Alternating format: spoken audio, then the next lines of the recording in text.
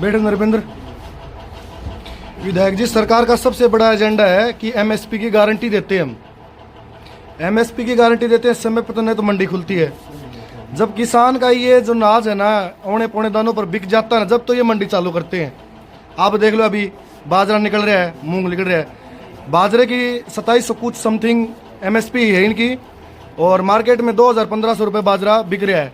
इन्हें मंडी चालू नहीं की अब तक। रही बात मूंग की एमएसपी शायद 8700 कुछ रुपये है, वो 5000-4000 की समथिंग बिक रही है। जब किसान अपना अनाज बेच देगा तो हम गारंटी का क्या करेंगे विधायक जी? ये बात केवल भाषणों तक सीमित है कि एमएसपी देते हैं। हमने पिछले सेशन में, इस सेशन में भी मुख्यमंत्री जी को विपक्ष ने एक चैलेंज दिया था कि भाई आप एक काम करो, आप पूरे हरियाणा को छोड़ दो, आप लाडवा के विधायक लाडवा मंडी में चालो।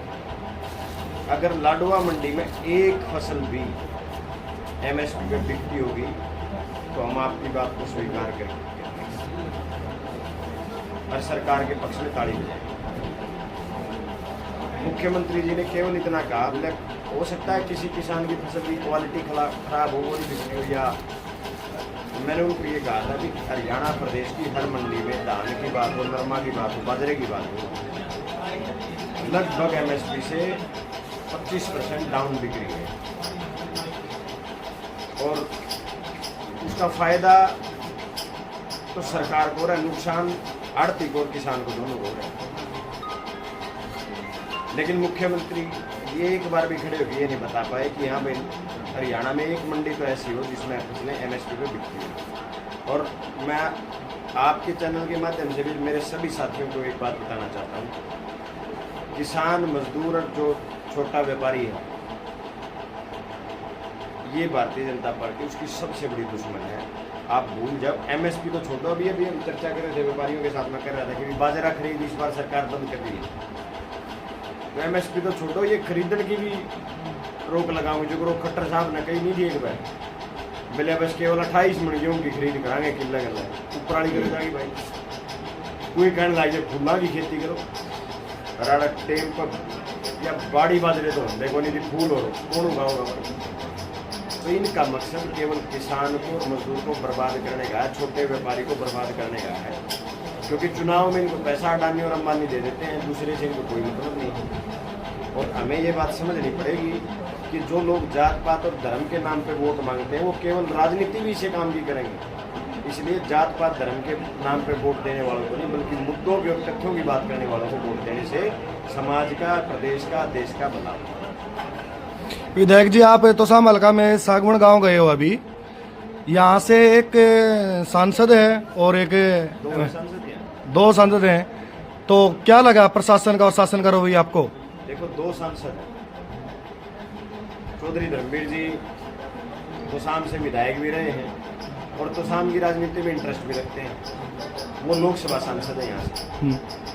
जो मैडम किरण चौधरी जी हैं, वो तोशाम से विधायक भी रही है, मंत्री भी रही है और अब राज्यसभा सांसद है। और मैडम श्रुति चौधरी जी अब इरिगेशन मिनिस्टर हैं।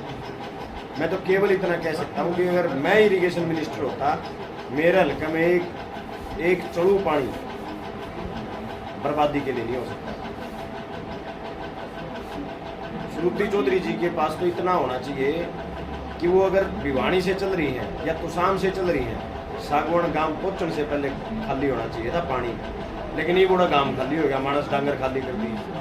तो ये नाकामी है इनकी। सरकार का सबसे बड़ा फेलियर है तो ये जी। बिल्कुल है, नहीं सरकार का फेलियर, मंत्री का फेलियर, दो एमपीओ का फेलियर, जो सागवान की समस्या सुनने की बजाय ये कह देते हैं सागवान वाले बैठ जाओ। ये उन एमपीओ का, मंत्री का फेलियर है, मुख्यमंत्री का फेलियर है कि 99% गाँव जैसे पंजाब में खाली है ना, 99% सागवान खाली होता है। ये इन लोगों का फेलियर है और इन लोगों की नाकामी है।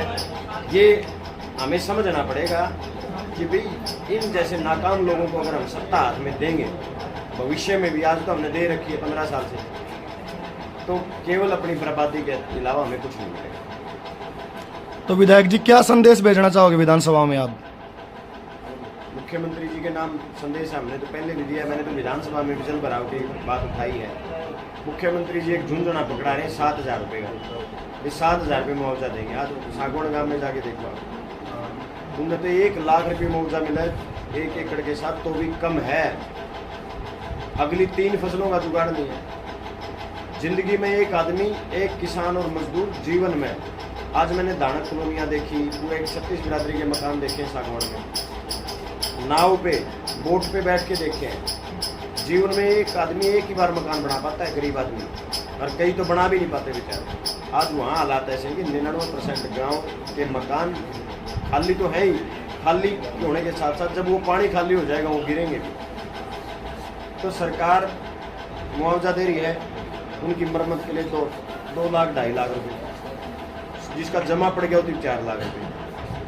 मुख्यमंत्री नायब सैनी जी ये बताएं भी 4 लाख में किसका मकान बनता देखा है? सही बात है। एक खेत में कोठड़ा गलन लग जाए तो एक कोठड़ा गला लैट्रिन बाथरूम बनाना लगे, वो कौन बनता आज के दिन? महंगाई का इतना बड़ा दौर है।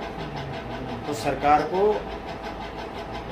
इन गरीबों के साथ मजाक छोड़ करके और किसान को, मजदूर को, जिन भी लोगों की इस आपदा में मकानों को क्षति पहुंची है, उन सब का मुआवजा देना चाहिए। और किसान को कम से कम 50-60 हज़ार रुपये मुआवजा, और जिनके घर टूटे हैं उनको कम से कम 15 लाख रुपये मुआवजा देना चाहिए। ठीक है, धन्यवाद।